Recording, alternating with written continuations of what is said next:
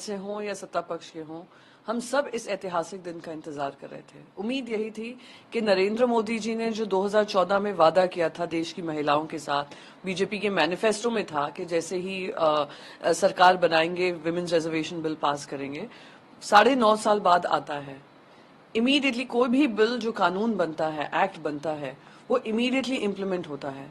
दुख इस बात का है जब बिल पेश हुआ उसमें एक टर्म एंड कंडीशन है। वो टर्म ये है कि एक्ट तो हम पास कर देंगे पर ये लागू तब होगा जब डीलिमिटेशन होगा। अब डीलिमिटेशन की लड़ाई तो वैसे ही सदर्न स्टेट्स की चल ही रही है, साथ ही साथ सेंसस के आंकड़ों पे होगा, नए सेंसस के आंकड़े पे। 2021 से सेंसस का डेटा हमारे पास नहीं है, लेटेस्ट डेटा 2021 में होना था, अब तक शुरुआत उसकी हुई नहीं है। तो यानी आपने महिलाओं को एक और जुमला दे दिया है कि आप, हाँ हमने दरवाजे खोल दिए, एक्ट बन गया है, पर आप दरवाजे के बाहर ही खड़े रहेंगे, हम एंट्री तो तब देंगे जब ये काम हो जाएंगे। तो ये जुमला है और दुखद है कि इतने ऐतिहासिक चीज को, जिसकी लड़ाई संघर्ष हम 30 साल से लड़ रहे हैं, जो हमें कॉन्स्टिट्यूशनली मैंडेटेड था, पर हमें डिनाई किया जा रहा है। मैम, अमित शाह की तरफ से कहा गया कल कि ये विपक्ष हमेशा से महिला बिल का विरोध करते रहे, हमेशा से लटकाए, चाहे वो समाजवादी से लेके तमाम विपक्ष को, कांग्रेस से लेके सबको कहा होगा। कोई उनको याद दिलाए, राजीव गांधी जी कौन सी पार्टी से थे? कांग्रेस पार्टी से प्रधानमंत्री बनकर आए थे। सिंगल पार्टी मेजोरिटी थी, तब जाकर 73rd एंड 74th अमेंडमेंट हुआ था, जहां पे पंचायती राज से लोकल बॉडीज में महिलाओं को 33% आरक्षण मिला था, जो बढ़कर अपने आप हर राज्य ने 50% कर दिया, बहुत सारे राज्यों ने 50% कर दिया है। तब से लेकर अब तक 2014 तक कोई सिंगल पार्टी मेजोरिटी नहीं आई थी।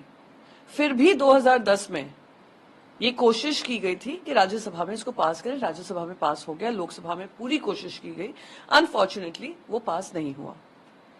अब 2014 का किया हुआ वादा आप 9.5 साल आगे कर रहे हैं और 9.5 साल बाद भी आप महिलाओं से कह रहे हैं दरवाजे पे खड़े हो जाओ पर भी रुको। तो ये दुर्भाग्यपूर्ण है, ये महिलाओं को, देशवासियों को के साथ एक विश्वासघात है। तो वो कितने भी आरोप लगाए, आप 2014 से देखिए कितने पार्लियामेंटेरियंस ने उनको लिखा है, कितनी बार फ्लोर ऑफ द हाउस पे ये चर्चा हुई है कि आप विमेन्स रिजर्वेशन बिल लाइए।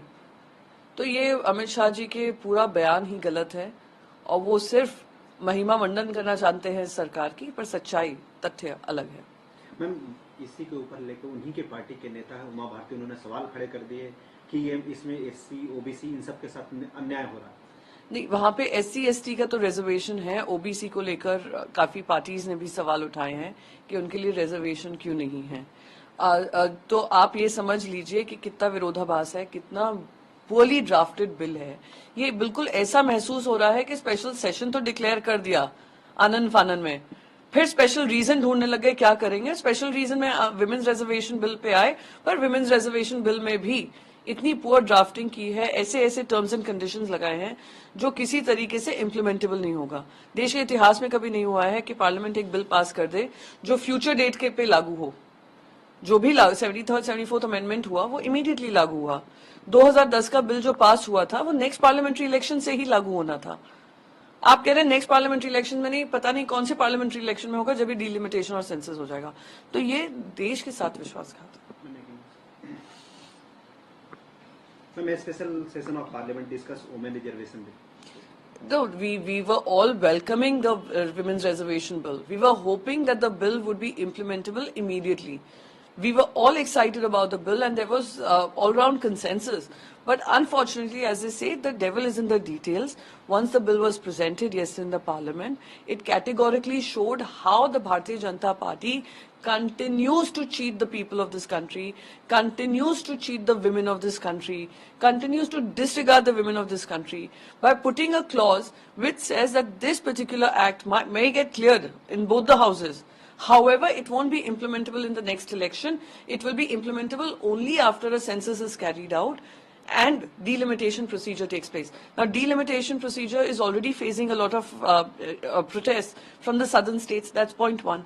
Census was due in 2021. We're sitting in 2023. The procedure hasn't even begun. So this is again not living up to the commitment you had made to the women of this country in your 2014 manifesto, that as soon as your government comes to power, you will give them a reservation which will be immediately implementable. That is nothing but fooling the people of this country.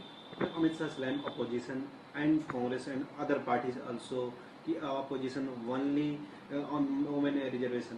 It is extremely ridiculous to hear these charges coming from Mr. Amit Shah, because it was Shri Rajiv Gandhi who passed a constitutional amendment which gave women 33% seats at the local bodies and in Panchayati Raj.